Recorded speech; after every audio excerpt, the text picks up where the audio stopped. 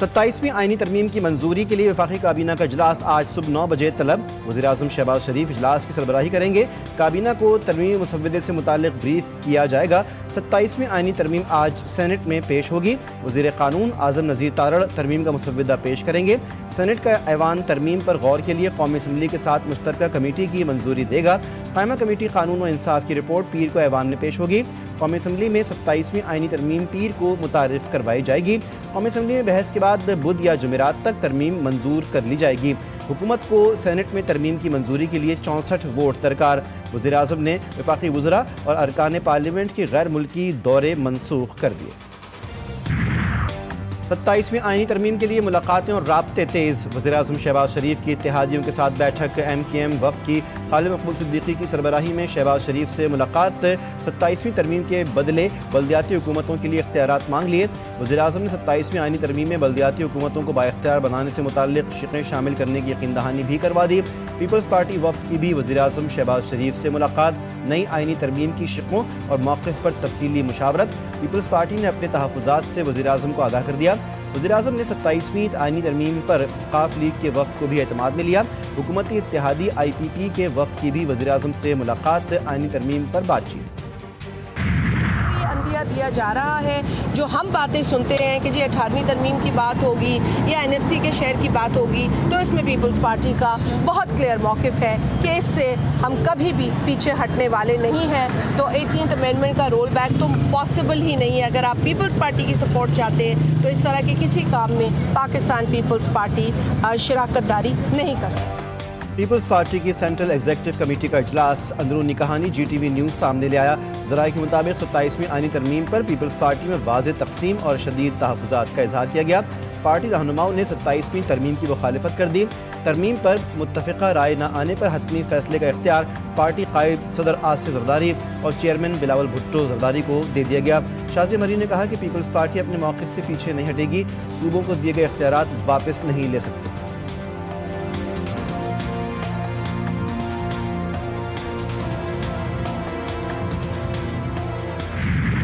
لیکن جہاں تک 27ویں ترمیم کا ہے ابھی تک تو اندازہ نہیں ہے کہ اس کے خد و خال کیا ہے، کیا کچھ چیزیں اس میں ہے۔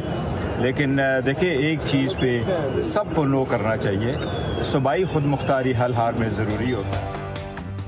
تحریک انصاف کی 27ویں ترمیم کی مخالفت۔ چیئرمین PTI بیرسٹر گوہر نے کہا کہ 26ویں ترمیم بھی غلط تھی اور 27ویں ترمیم بھی غلط ہے۔ ابھی 27ویں ترمیم کا مسودہ نہیں دیا گیا، انہیں 27ویں ترمیم کے خد و خال کا ہی نہیں پتہ۔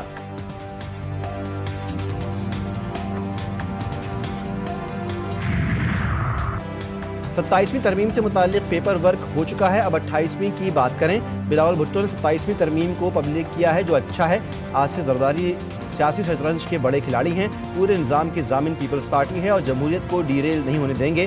فیصل وابدہ کی گفتگو۔ کہا کہ شہباز شریف اور آصف زرداری کا اتحاد بھی بہت اچھا ہے۔ مولانا فضل الرحمان سے ملاقات میں بہت سی چیزوں پر بات ہوئی۔ مولانا فضل الرحمان اور پیپلز پارٹی آزاد ہیں، اپنے فیصلے کریں گے۔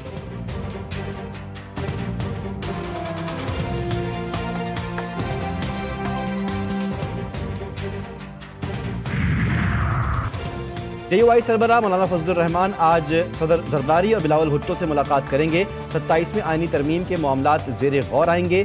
ملاقات میں اتحادی جماعتوں کے موقف پر تبادلہ خیال ہوگا۔ آئینی ترمیم سے متعلق ممکنہ سیاسی لائحہ عمل طے پایا جا سکتا ہے۔ پاک افغان سرحد پر جنگ بندی کے خلاف ورزی۔ چمن بارڈر پر افغانستان سے کچھ عناصر نے پاکستانی پوسٹوں پر بلا اشتعال فائرنگ کی۔ سیکیورٹی فورسز نے ذمہ دارانہ طریقے سے جواب دیا۔ وزارت اطلاعات نے کہا کہ فائرنگ افغانستان کی طرف سے شروع ہوئی۔ جنگ بندی بدستور برقرار ہے۔ پاکستان جاری مذاکرات کے لیے پرعزم ہے۔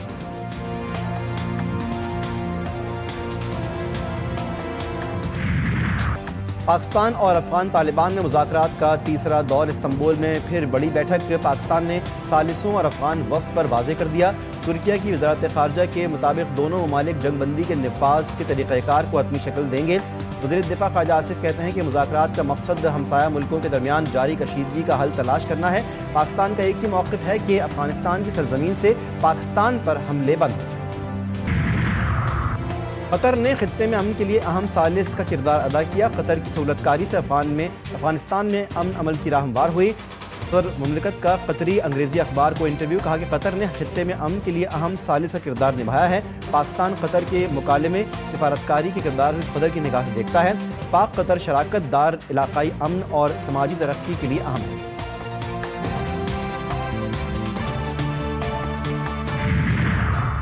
علیمہ خان کے 12 بینک اکاؤنٹس منجمد۔ 26 نومبر احتجاج کیس میں علیمہ خان آج بھی عدالت میں پیش نہیں ہوئی۔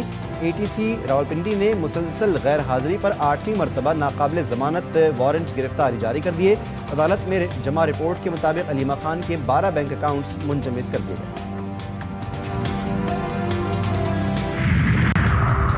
اسرائیلی ترجمان کی دھمکی کے بعد جنوبی لبنان پر فضائی حملے شروع۔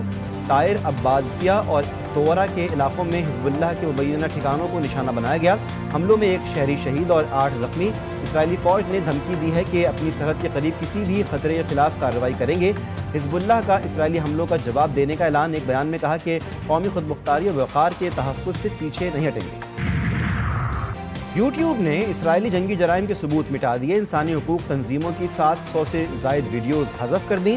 یوٹیوب نے الحق، المیزان سینٹر فار ہیومن رائٹس اور فلسطینی سینٹر فار ہیومن رائٹس کے آفیشیل چینلز کو مستقل طور پر ہٹا دیا۔ ویڈیوز میں فلسطینیوں کے قتل، گھروں کی تباہی اور فلسطینی نژاد امریکی صحافی شیرین ابو عاقلہ کے قتل کی تحقیقات کے مواد بھی شامل تھا۔ یوٹیوب نے تصدیق کی ہے کہ یہ اقدام امریکی محکمہ خارجہ کی پابندیوں کے بعد کیا گیا۔ ٹورانٹو یونیورسٹی میں اسرائیلی فوج کی حمایت میں تقریب درہم برہم۔ فلسطین کے حامی طلبہ اور کارکنان دروازے کے شیشے توڑ کر ہال میں گھس گئے۔ طلبہ کے فلسطین کو آزاد کرو اور غزہ میں نسل کشی بند کرو کے نعرے۔ پولیس نے متعدد طلبہ کو گرفتار کر لیا۔ دوسرے ون ڈے میں جنوبی افریقہ نے پاکستان کو 8 وکٹوں سے ہرا دیا۔ سیریز 1-1 سے برابر۔ پاکستان نے 9 وکٹوں پر 269 رنز بنائے۔ پروٹیز نے ہدف 2 وکٹوں کے نقصان پر حاصل کر لیا۔ کوانٹن ڈکوک کی سینچری 123 رنز پر ناقابل شکست رہے۔ ٹونی ڈے زورزی نے 76 اور لوئن ڈارے پروٹیز نے 46 رنز اسکور کیے۔ پاکستانی بیٹر سلمان آغا، سائمہ ایوب اور آل راؤنڈر محمد نواز کی عمدہ بیٹنگ، نصف سینچریاں اسکور کی۔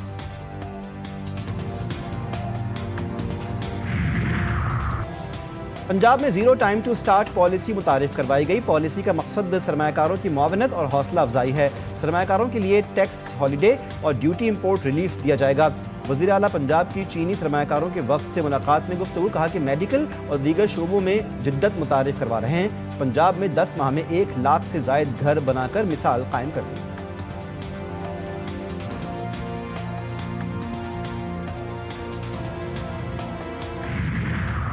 لاہور سے جدہ جانے والی پی آئی اے کی پرواز سے پرندہ ٹکرا گیا۔ پرواز پی کے 859 کو ہنگامی بنیاد پر کراچی ایئرپورٹ اتار دیا گیا۔ طیارے کی ونڈ اسکرین کو شدید نقصان پہنچا۔ 344 مسافر سوار تھے۔ پاکستان ایئرپورٹ اتھارٹی نے کہا طیارے سے پرندہ ٹکرانے کے شواہد نہیں ملے۔ ونڈ شیلڈ میں کریکس پڑنے کا واقعہ 34,000 فٹ بلندی پر پیش آیا۔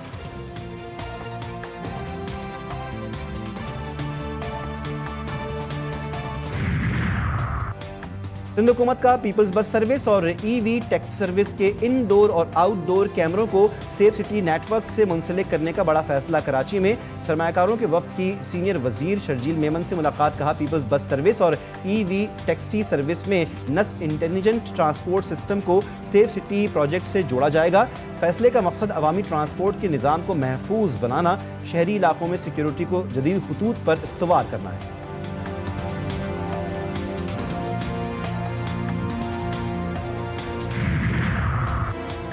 وزیر خزانہ سے فارما مینوفیکچررز ایسوسی ایشن کے وفد کی ملاقات، حکومت اور صنعت کے درمیان قریبی تعاون پر اتفاق۔ ملاقات میں فارما سیکٹر کی برآمدات، اصلاحات اور مستقبل کے لائحہ عمل پر بات چیت۔ وزیر خزانہ نے فارما سیکٹر کی برآمدات میں 34% اضافے کو سراہا۔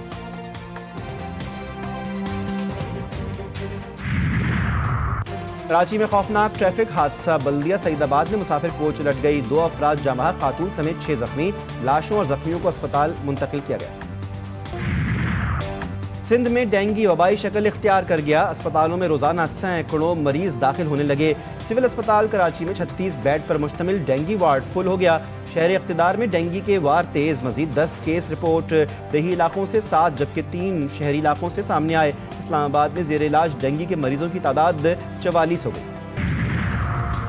दोहरान ममदानी की तारीखी जीत, अमेरिकन सदर ने हथियार डाल दिए, ताउन का ऐलान। फ्लोरिडा में बिजनेस फोरम से खिताब में डोनाल्ड ट्रंप ने कहा कि हम जोहरान ममदानी की थोड़ी बहुत मदद कर सकते हैं। हम चाहते हैं कि न्यूयॉर्क कामयाब हो, देखते हैं जोहरान ममदानी कैसे इक़दाम करता है। ममदानी कामयाब होना चाहते हैं तो वाशिंगटन का एहतराम करना होगा। जोहरान ममदानी को मेयर बनने से रोकने के लिए अरबपतियों ने करोड़ों डॉलर्स खर्च कर दिए। अमेरिकन अखबार का इंकशाफ, रिपोर्ट के मुताबिक न्यूयॉर्क इंतखाब में 26 अरबपतियों ने मजमूई तौर पर 2 करोड़ 20 लाख डॉलर से ज़ायद रकम खर्च की। साबिक मेयर माइकल ब्लूमबर्ग ने ममदानी के हरीफ एंड्रयू कोमो को इंतखाबी मुहिम के लिए 15 लाख डॉलर दिए। सिर्फ 2 अरबपतियों ने ममदानी की हिमायत की और उनकी जीत में अहम किरदार अदा किया। 4 रोज़ा Pakistan international maritime expo and conference Karachi में ख़िताम पजीर। दूसरा एडिशन ब्लू इकॉनमी के फ़रोग़ के अज़्म का मज़हर। ख़ितामी तक़रीब के मेहमान ख़ुसूसी वफाकी वज़ीर बराए बहरी उमूर मोहम्मद जुनैद अनवार चौधरी थे। Commander Karachi vice admiral Mohammad Faisal Abbasi ने शुरका और माहिरीन और नुमाइश कुनंदगान का शुक्रिया अदा किया। और कराची में आलमी सकाफती मेले की रंगीनियां बढ़ने लगीं। 7वें रोज़ नौजवानों के साथ बुजुर्ग भी कल्चरल फेस्टिवल में शिरकत के लिए पहुंचे। शुरका ने सकाफती तबादले को अमन मोहब्बत की निशानी करार दिया।